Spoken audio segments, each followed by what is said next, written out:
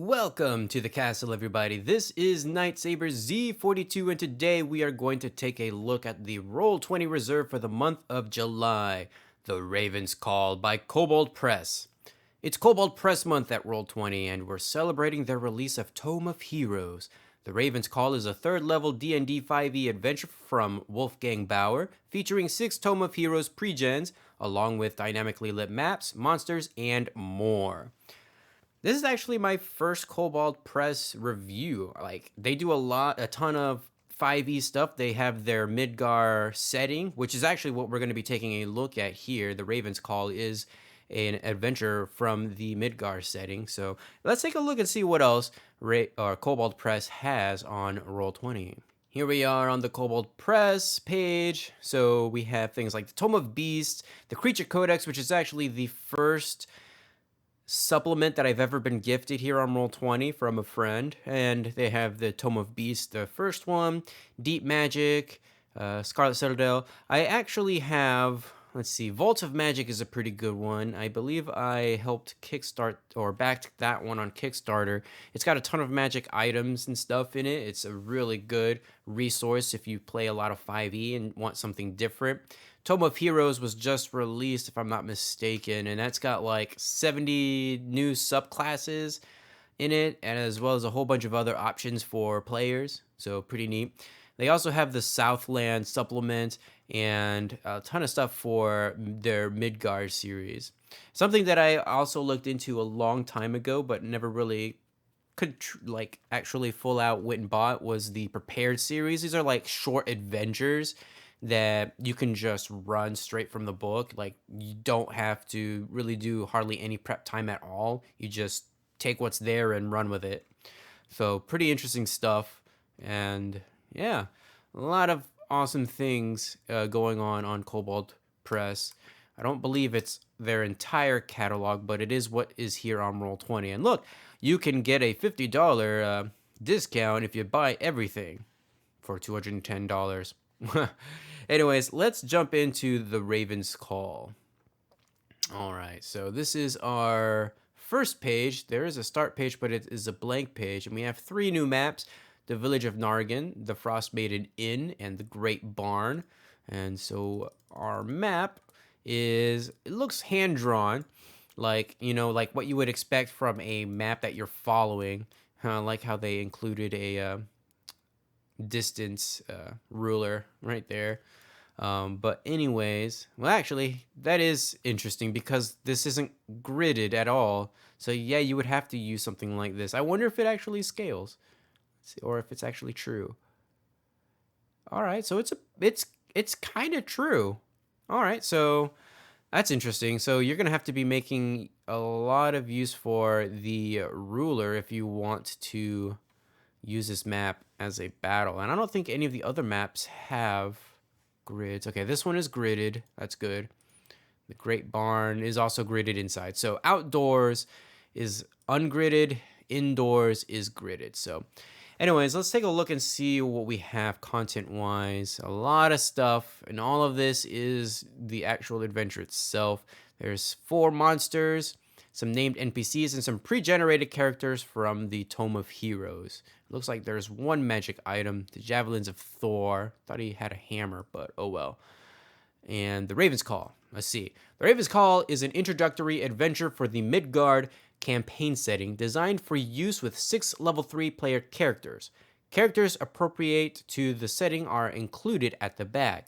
The adventure moves through several main sections: Smoke in the Distance, and an early encounter with Straiters, the discovery of the village of Narganstall and some scouting of what has befallen the villagers, a counterattack by Trollkin by night, an optional dark visitor to the town, a confrontation with the ogre lord Kolkel, an inopportune visit from a bandit Dampier NPC. These sections may move at different speeds depending on what actions the PCs take and how cleverly they move and counter-move against the Mossback Reavers. The Reavers themselves are a band of over 30 kobolds, 6 trollkin, including a powerful shaman, and 1 ogre chieftain, the red-armored horror named Kolkel. Defeating them will require more than a ready spell and a strong sword arm. The players are going to have to employ some ingenuity and try something a little bit original. That's interesting. So basically, rushing in, guns a-blazing, is not the way to go for this adventure. The goal of the adventure is to take back the village from the Trollkin and their master, driving them off or slaying a majority while not destroying what is left of the village. The women and children of the village are prisoners, and many of the men are dead or enslaved. Driving off the kobolds and Trollkin is difficult, as they are well armed and skilled in warfare and raiding, but they are largely nocturnal. The rhythm of the adventure is meant to cover 2 days of game time, with the PCs having the advantage until sunset on the first day, then the Trollkin taking the initiative during the night hours, and the PCs having better options at night. Very cool. I can already tell I am not liking the layout of what's going on over here on the side. I see a lot of stuff that isn't very well organized. Like, we have magical items and creatures, but that's it for the organization. So I assume that we're supposed to go right on down. So 4 hooks. As the DM, you have your choice of hooks. There are 4 here, so choose one.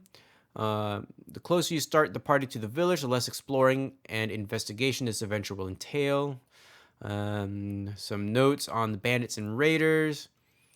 Here we have 4 different hooks: the Raven's Call, Loki's Wolf, Cat-like Curiosity, Young Sigvaldi Pleas for Vengeance. And then we have 12 different adventure options. Half the fun of a sandbox adventure like this one is in seeing what strange characters take the stage and make an impression on the party. The PCs might notice any of these dozen options as they approach the distant smoke, like finding a pair of oxen grazing in a field. They might be used to lower the drawbridge in town. Well, interesting. So 12 different things that the PCs might notice as they're traveling to this village. And let's see. Raven's Call. A powerful divine weapon rests within the ruins of Nargenstal.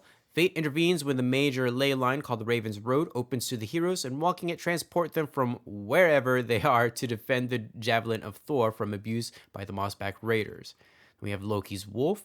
After the smoke is spotted, but before full dark, a wolf appears on the road and speaks to any scout, barbarian, druid, rogue, or similar chaotic or nature-oriented character.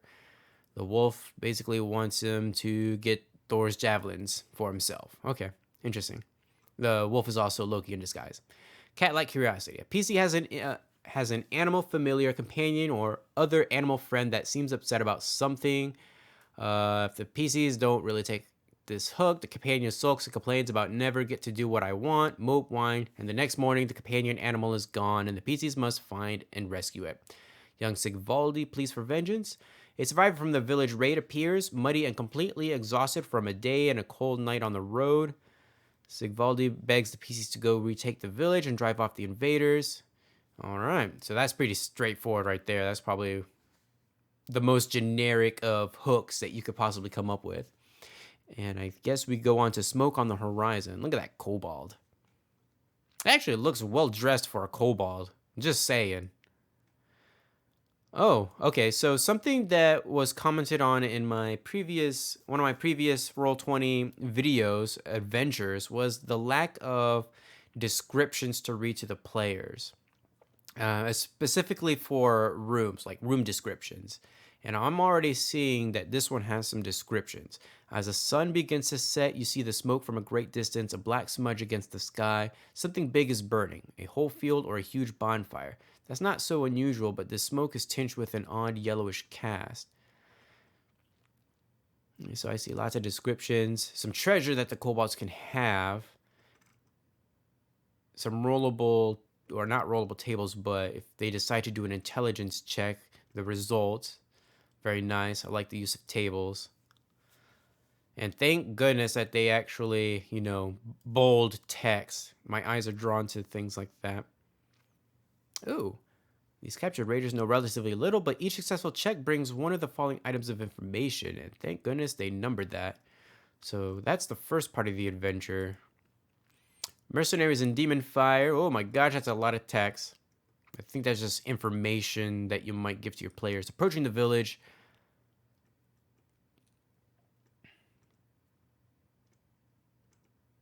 Stealth checks and sneaking in. The trained giant crab. Let's see. Is that on here? Let's see. GM overlay. Yeah, this is a swarm of crabs. Digging that picture. Definitely. Ha. All right, the village of Nargenstal, though. And, oh, this is pretty much our battle map. Just different things to have. With descriptions for each of the places, it looks like, as well as any checks that you might make. So good on them.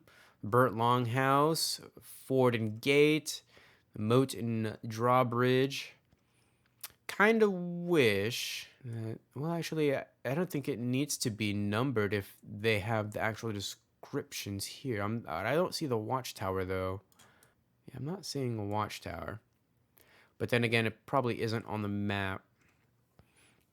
So we have the moat and drawbridge. So I see the drawbridge and I see the moat. Ford and gate. I believe that was over here. Yep. So,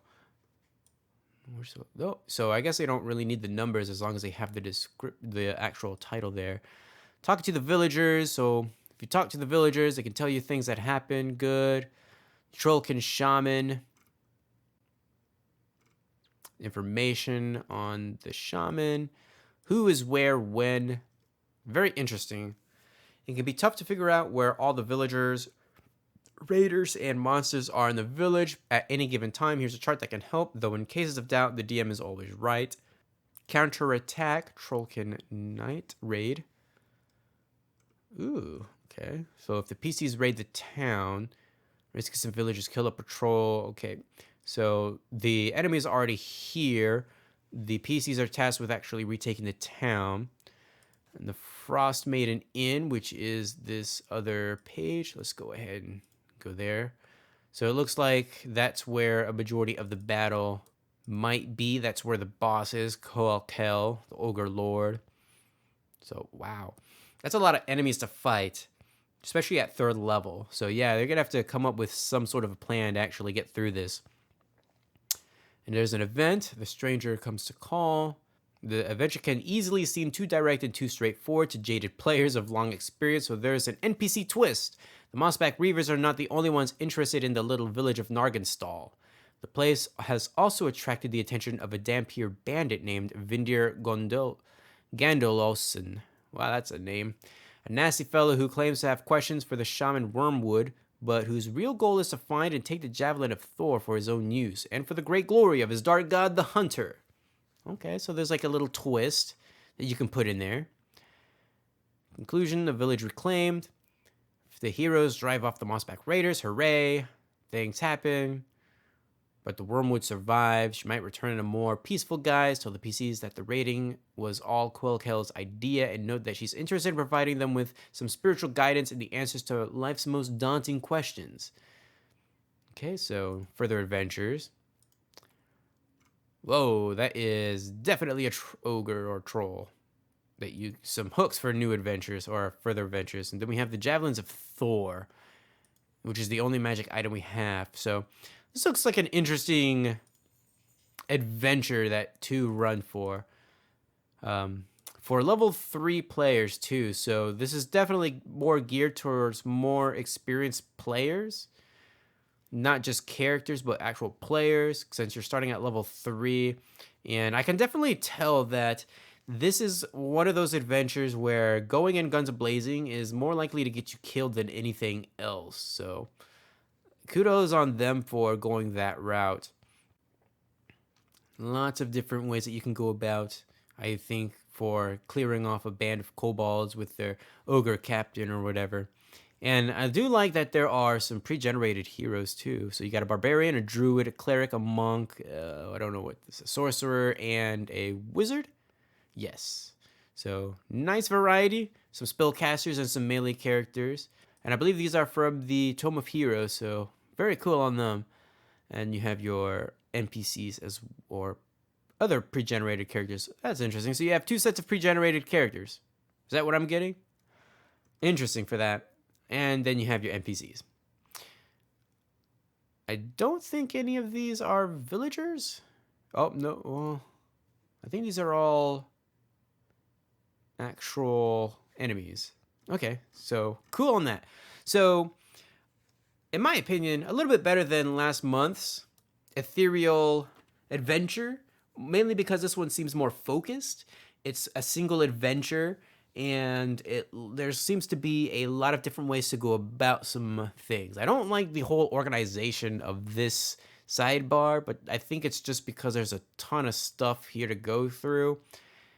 And yeah, I would definitely kind of put some more categories and put some things under, you know, some categories like the actual adventure, maybe some of the tables and stuff like that, maybe handouts that you would give to players. But yeah, I'm gonna have to read through everything to see all that there is. So anyways, that's definitely gonna be it for this review. Feel free to leave a comment down below. Give this video a huge thumbs up to support this series, and I will see you guys in the next video.